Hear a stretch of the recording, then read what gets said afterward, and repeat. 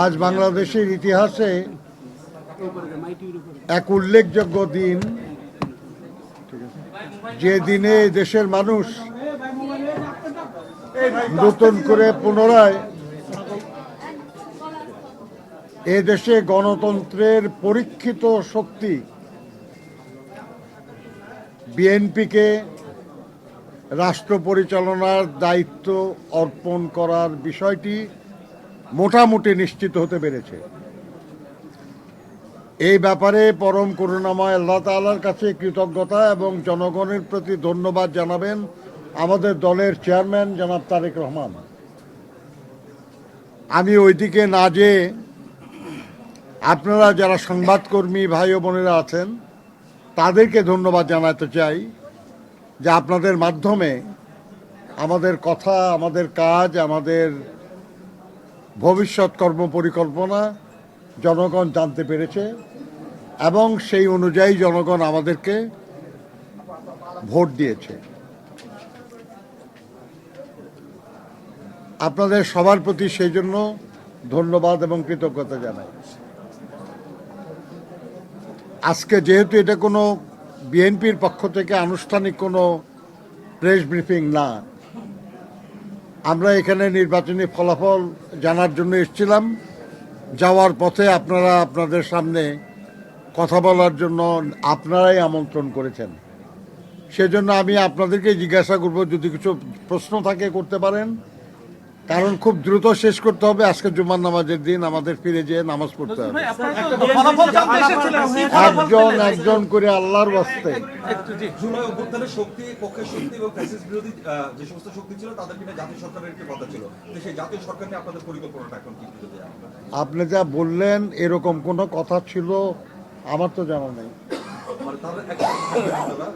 আপনি যে ল্যাঙ্গুয়েজে বললেন ওই ল্যাঙ্গুয়েজে আমরা কেউ কখনো বলি নাই।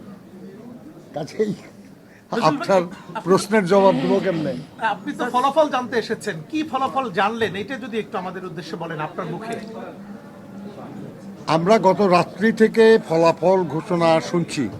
আমাদের সাথীরা সারা রাত এখানে ছিলেন এবং আজকে আমরা তাদের সঙ্গে যুক্ত হয়েছি।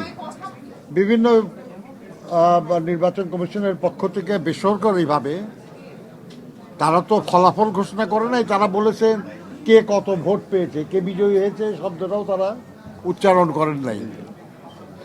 তো তার এর মধ্যে দিয়ে যতটুকু আমরা জেনেছি তাতে আমরা 2/3 বেশি আসনে বিএনপি বিজয়ী হয়েছে এবং বিএনপির সঙ্গে যারা যুক্ত ছিলেন জোটে তাদেরও অনেকেই বিজয়ী হয়েছেন।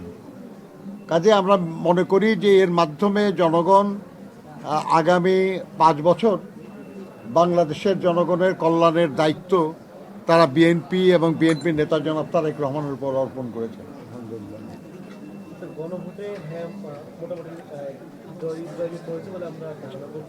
তাই তো হওয়ার কথা, কারণ আমরাও তো গণভোটে হ্যাঁ ভোট দেওয়ার জন্য জনগণকে আহ্বান জানিয়েছিলাম। নির্বাচনের সার্বিক পরিবেশ যা ছিল শতভাগ সন্তুষ্ট কিনা আপনার দল, বা আপনি তো সমন্বয়কের ভূমিকা পালন করেছেন, সেই হিসাবে এই নির্বাচন অন্যান্য নির্বাচনের সাথে যদি কম্পেয়ার করেন সেক্ষেত্রে মানে এটাকে কিভাবে মূল্যায়ন করবেন? কোন ব্যাপারে কে শতভাগ সন্তুষ্ট হয় ভাই? শতভাগ সন্তুষ্টি তো খুব কঠিন ব্যাপার। কতটুকু মোটামুটি, কারণ আল্লাহর অসীম মেহেরবানি যে এর আগের অনেক নির্বাচনে আরও অনেক বেশি প্রাণহানি হয়েছে, অনেক বেশি ক্ষতিগ্রস্ত হয়েছে মানুষ, অনেক বেশি রাষ্ট্রীয় সম্পদ হানি হয়েছে। এবার আল্লাহর অসীম মেহেরবানিতে তেমন কিছু হয় নাই। এটা খুব গুরুত্বপূর্ণ বিষয়। তবে দীর্ঘদিন ভোট না দিতে ভোট না দেওয়ার যে একটা সংস্কৃতি আমাদের জনগণের মধ্যে গড়ে উঠেছিল, সেটা পুরাটা আমরা ফিরিয়ে আনতে পারি নাই।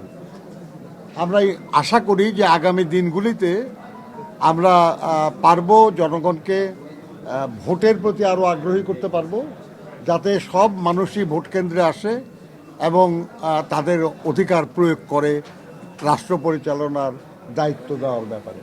চট্টগ্রাম 2 ও 4 আসনের ফলাফল আপিল বিভাগের আদেশের কারণে ঘোষণা করা হয়নি। এখন আমরা যখন বিএনপি প্রার্থী এগিয়ে আছে, এখন এই বিষয়টা সুরাহা কিভাবে হবে? আদালত এই ব্যাপারে সিদ্ধান্ত যখন দিবে, নির্বাচন কমিশন তখন এই ফলাফল আনুষ্ঠানিকভাবে ঘোষণা করবেন এবং গেজেট প্রকাশ করবেন। আর এই 2-3 জনের ছাড়াও বিএনপি সরকার গঠনের কোনো অসুবিধা নেই। স্যার, বিএনপির যে ভোটের আগে বিএনপির যে জরিপ ছিল এবং প্রত্যাশিত যে ফল, দুইটার মধ্যে আপনাদের সব মিলে দলের পক্ষ থেকে বক্তব্য রাখবেন আমাদের দলের চেয়ারম্যান জনাব তারেক রহমান। আজকে আপনারা যদি সব ব্যাপারে আমার কাছে জানতে চান, আমি তো আপনাকে বলতে পারবো না, বলা উচিত হবে না আমার। স্যার, মধ্যরাতে জামায়াত ইসলামের 12 সদস্যের একটি প্রতিনিধি দল এখানে এসেছিল, তখন রাত 4টা বাজে। সেই 12 সদস্য প্রতিনিধি দল বলেছে, মধ্যরাত না, 4টায়। তারা বলেছে যে ভোটের যে ফলাফল সেখানে কিছুটা বসামাচা করা হয়েছে এবং জনগণের রায় যদি প্রতিফলিত না হয় তাহলে তারা সামনের দিনে কঠোর আন্দোলনে যাবে। মনে কষ্ট আছে তাদের, তারা বলতেই পারেন। তবে কেউ কারোর বিরুদ্ধে কোনো অভিযোগ করলে সেটা প্রমাণের দায়িত্ব তার উপরই বর্তায়। যদি সত্যি সেরকম কিছু ঘটে থাকে তাহলে ওনারা সেটা প্রমাণ করতে পারলে যাদের বিরুদ্ধে তারা অভিযোগ করেছেন সেটা তাদের ব্যাপার, এটা আমাদের বিরুদ্ধে তো তারা অভিযোগ করেন নাই। আপনারা যে বৈষম্য বিরোধী অংশ আসলে আপনারা জয়লাভ করেছেন, আপনাদের যে জয়ের ব্যাপারে যে আশাবাদ তার সাথে সেটা মিলেছে কিনা বলেন, যে আপনাদের যেটা আপনার প্রত্যাশা ছিল আসন জয়ের। দেখেন, আমরা 292টি আসনে আমাদের প্রার্থীদের মনোনীত করেছিলাম। আমাদের তো ধারণা ছিল যে আমাদের সব প্রার্থীই জিতবে, এটা সবাই তাই মনে করে। এমনকি যারা 200-500 ভোটও পায় তারাও বিজয়ের আশা করে এই নির্বাচনে অংশগ্রহণ করে। তো এই ব্যাপারে এই প্রশ্নের জবাব তো কিছু তেমন দেওয়া যাবে না। আমরা বলি যে আমরা যাই হয়েছে ইনশাল্লাহ আগামী নির্বাচনে নিশ্চয়ই আমাদের ফলাফল আরও ভালো হবে।